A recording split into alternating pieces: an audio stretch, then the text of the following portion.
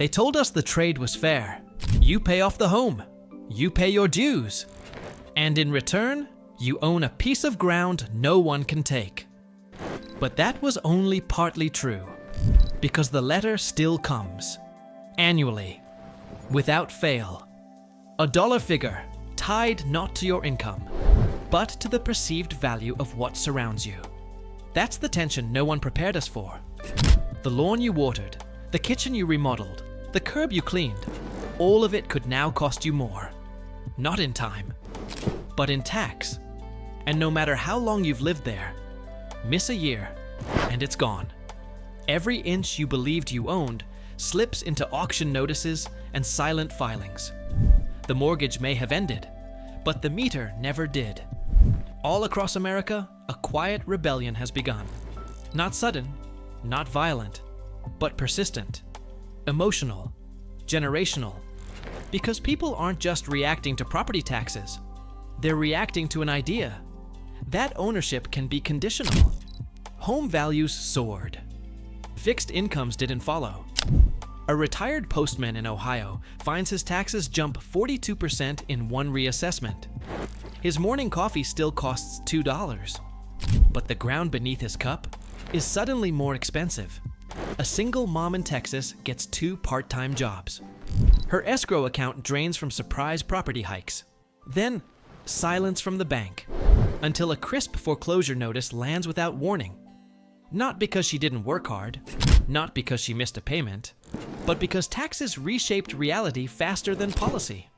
Now, lawmakers are doing what once felt radical, not reforming the tax, erasing it.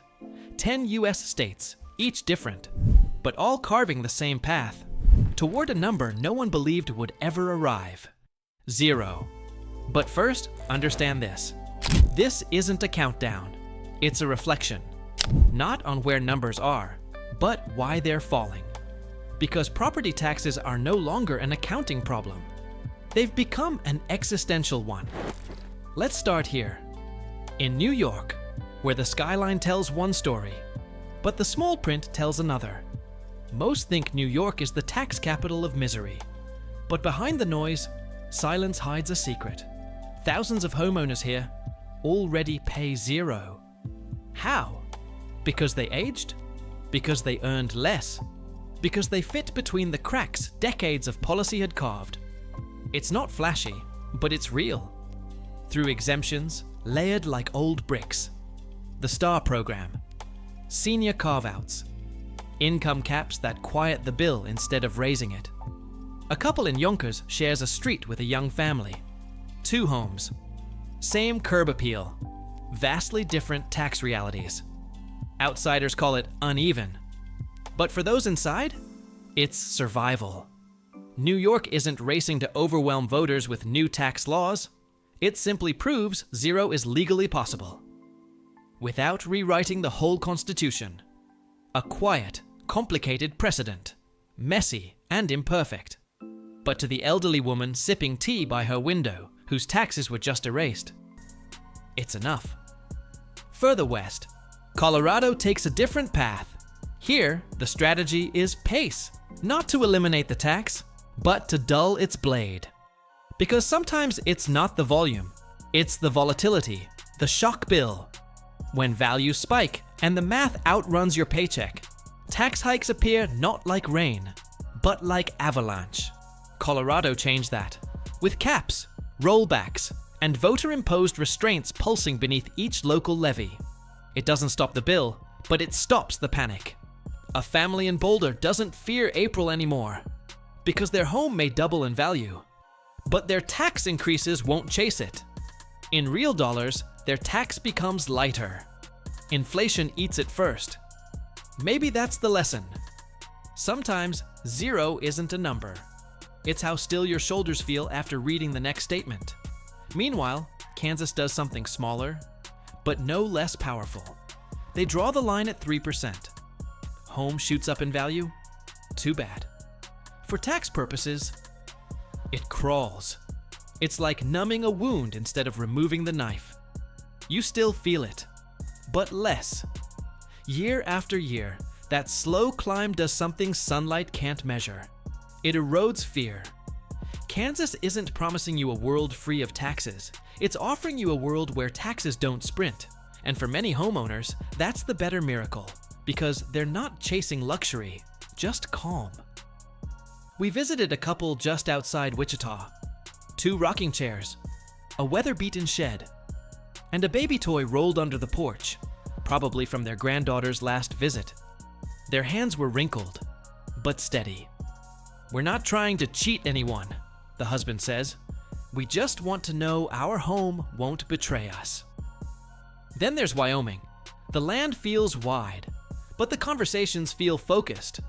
Law after law, proposing less taxation. Some plans don't argue over relief.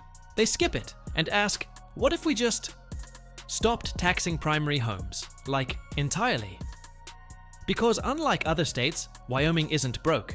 It has energy revenues, severance taxes, minerals quietly funding government functions most states fund by pressuring property. The trade-off is bold. If you have oil, maybe you don't need equity.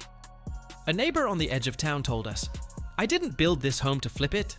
I built it to die in it." Their proposals reflect that, not a temporary patchwork, but a permanent shift.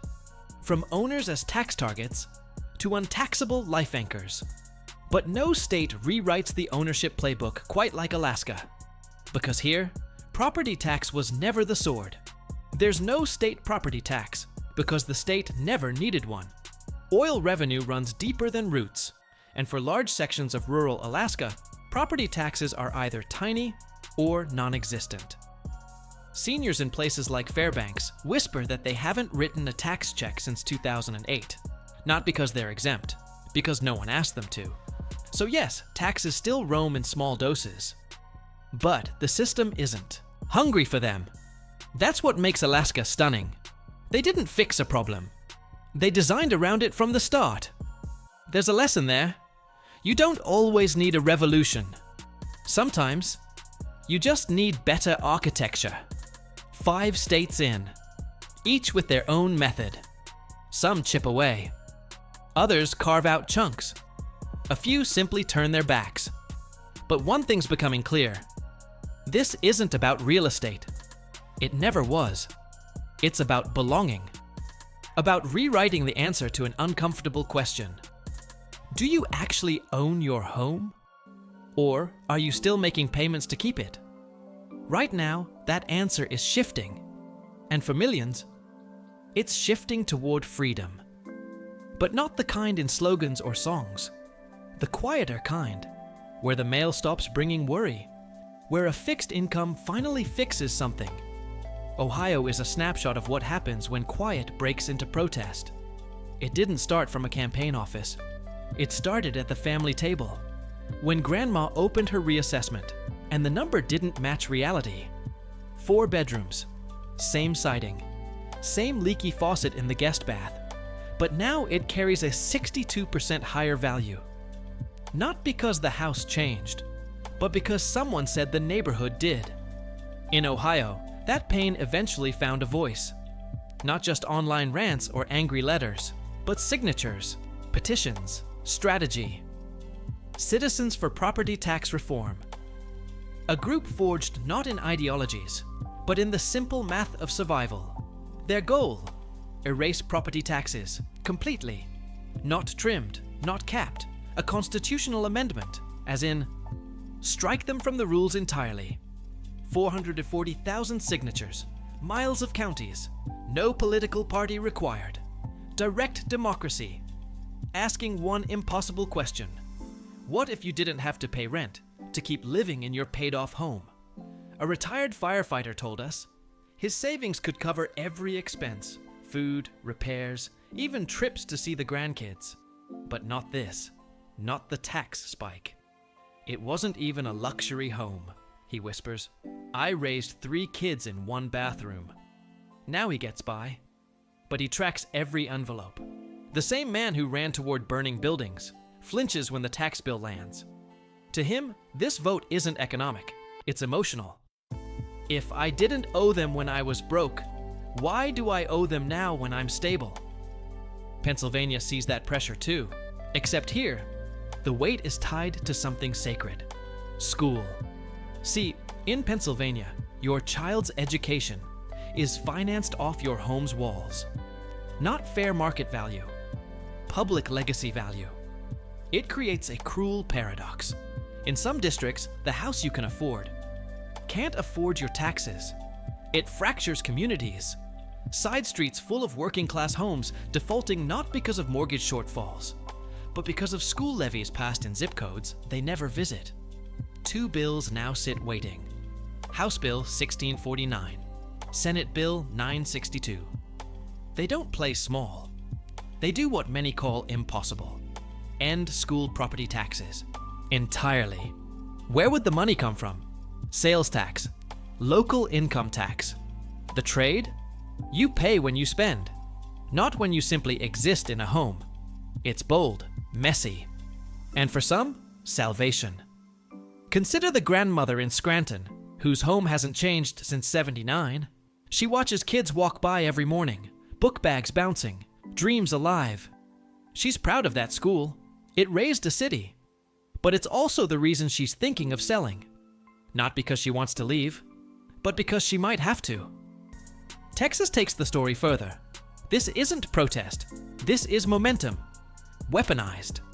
For decades they bragged, no income tax. But the truth has another side. Property taxes became the lever to fund classrooms, roads, counties. You weren't taxed on what you earned. You were taxed on where you lived until 2023. Something snapped. Real numbers replaced promises.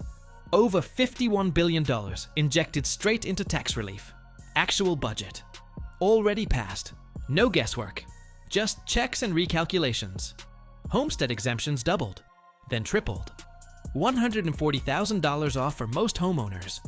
$200,000 off for seniors.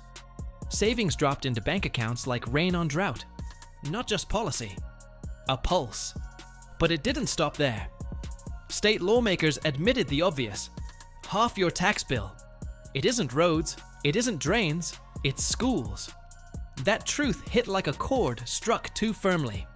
And now, the conversation in Austin no longer dances. It declares. The new goal: wipe school property taxes altogether from the bill. Replace them with general state funding, not pegged to local value spikes, not tied to county assessments, just funding.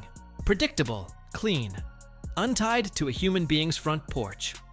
Texas is walking a strange bridge, from conservative tradition to radical protection, and for hundreds of thousands, it's working. But no state leans harder into this transit than Florida. Here, the storm is literal. Hurricanes batter the streets. Insurance premiums double in a day. And when all seems calm, property taxes creep in. They hit the same pocket the storm did. And suddenly, even a beautiful home becomes a knife held too close. Governor Ron DeSantis saw the moment, and he moved. 8 legislative efforts, all designed to redraw the relationship between home and citizen. Call it HJR 20, the biggest among them. Its goal? Wipe out non-school property taxes completely by 2027. City taxes? Gone. County taxes? Gone. Special districts used to line item bills with shady fees? Gone. Gone. Maybe, because there's a catch. To pass, it needs 60% voter approval. And that approval must come with eyes wide open, because local taxes pay real salaries: police, fire, streets, shelter systems. The proposal turns every voter into an accountant. The argument? Fund services differently. Through broader taxes, consumption, economic growth. Critics warn of chaos, closed services, traffic lights stuck blinking in silent intersections. But supporters say it's overdue. Because homeownership isn't just a rite of passage, it's a hostage negotiation. And too many Floridians are tired of begging to stay where they already live. We end this section where the story turns quiet again. North Dakota. No massive population, no rally crowds, just one fact that earns them the #1 spot. The money is already there. $11.5 billion sitting in what they call the Legacy Fund. Not potential, not fantasy. Real money. Earned through oil and gas over decades. Generated quietly while the rest of the country asked theoretical questions. In North Dakota, they're already sending credits to homeowners. $1,000 at first, then $1,550. No application needed. Just credited straight toward bills. Here's the most astonishing part. That one credit already covers 60–80% of the average property tax bill for homeowners. Keep growing the fund. Increase the credit. And suddenly, the tax disappears without ever getting repealed. Not politics, just algebra. No county revolt, no constitutional lobby swarm. Just peaceful subtraction. A widow in Bismarck told us, "I never begged for zero. But when it came, I didn't fight it either." 10 states, each starting from a different pain point, each arriving at different strategies. Some through outrage, others through oil, a few through math. A decade ago, the idea seemed absurd. Property tax was the one bill that never left, the one cost people stopped questioning. Now, the questions are growing louder. Why do we pay forever for something we already own? Why is the reward for stability renewed billing? What if home wasn't something we just lived in, but something we were allowed to stay in? Some questions don't start wars, they start whispers, and that's what's happening now. Not a single act of defiance, but billions of small realizations, dropping like water through generations of drywall. Maybe we were wrong about permanence. Maybe ownership was always a temporary status, extended only for as long as you kept paying. That changes how people think. It sharpens what we call home. And suddenly, taxes become more than numbers. They become signals. Signals that many are beginning to hear. One young couple we spoke to in Pennsylvania gave up their starter home. It wasn't the mortgage. They could manage that. It was the reassessment, not just in tax amount, but in mental toll. They both worked, mid-tier careers. I shared one car, saved responsibly. But the added $2,800 a year in new taxes? That was the deal breaker. "We weren't pushed," she told us. "We jumped before it started to feel like drowning." So they rent now. Smaller space, less lawn. But her voice didn't sound like regret. It sounded like control. Their story isn't about defeat. It's about clarity. That's what these 10 states represent. Clarity. Some voted for it, some engineered it, and others, they just stopped pretending. Because this was never about tax as punishment.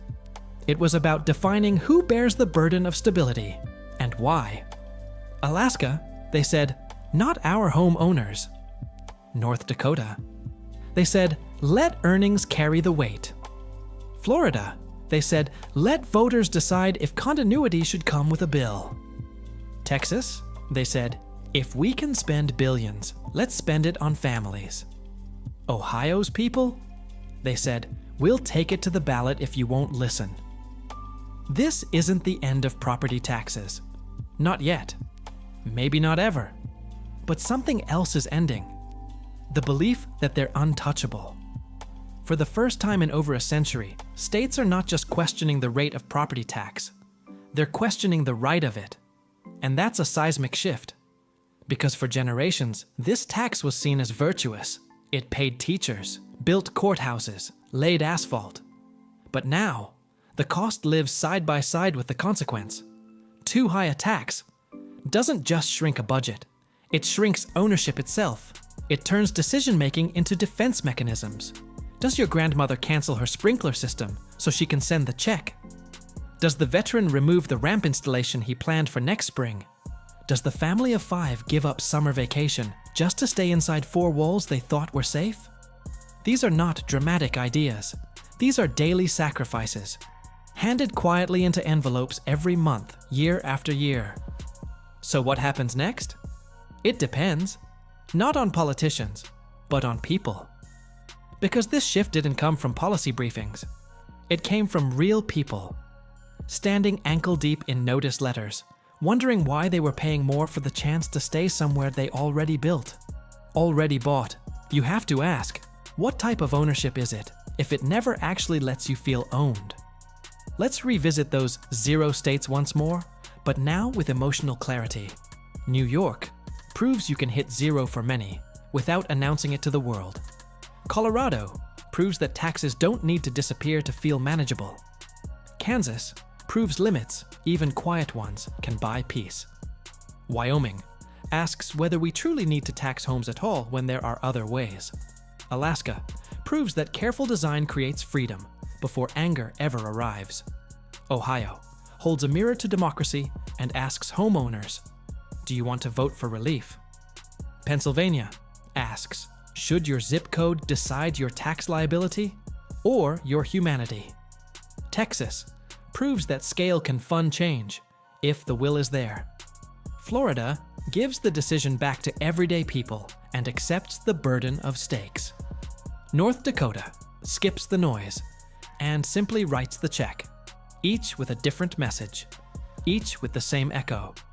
Property taxes aren't disappearing, but the myth that they must always exist is cracking.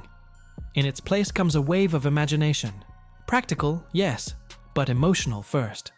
Because this was never just about bills, it's about belonging. And as financial pressures mount, as inflation drags its heels through seniors' savings accounts, as young families ask how $3 lattes became less terrifying than $7,000 escrow corrections, the truth settles in. Home should be stable, not habitat for anxiety. If you build every room, paint every wall, plunge every drain, if the dog grows old on that carpet, the baby takes their first steps between those graying IKEA bookshelves, if your father's last days are quietly spent in that sunlit corner of the living room, then someone needs to explain why you must continue to pay rent to keep the sound of his breathing in the walls. This is why people are fighting. Not because they want free stuff, because they want permanence. They want the promise honored, that once it's paid off, you can sleep soundly. Not wonder what assessment waits behind the next election, or what neighborhood development quietly tripled your home's value and your bill. It's not about escaping responsibility. It's about redefining what responsibility looks like. Should your home be an anchor or a liability? Should age reward someone or punish them financially? Should your equity buy you peace or new worry? These are the questions driving the change, and maybe we don't need to guess anymore, because 10 states have asked them, and 10 states have started to answer. Could others follow? Will your state be next? That part, still unwritten. But here's what we do know. Every year, homes get smarter. But the decisions? They get harder. Because behind every tax bill is a truth waiting to be questioned. Behind every inch of drywall is a memory you were told you owned. They want one that's smart enough to work, but steady enough to stay yours. Before you go, hit that subscribe button. We don't just review, we expose. From the hype to the hidden failures to the tricks brands and policymakers hope you'll never question. So hit like, tap subscribe, and join thousands of smart homeowners who already know. Smart spending starts with asking smarter questions. That number on your appraisal, it doesn't always measure what your home is worth. Sometimes it measures what you're still forced to pay just to stay.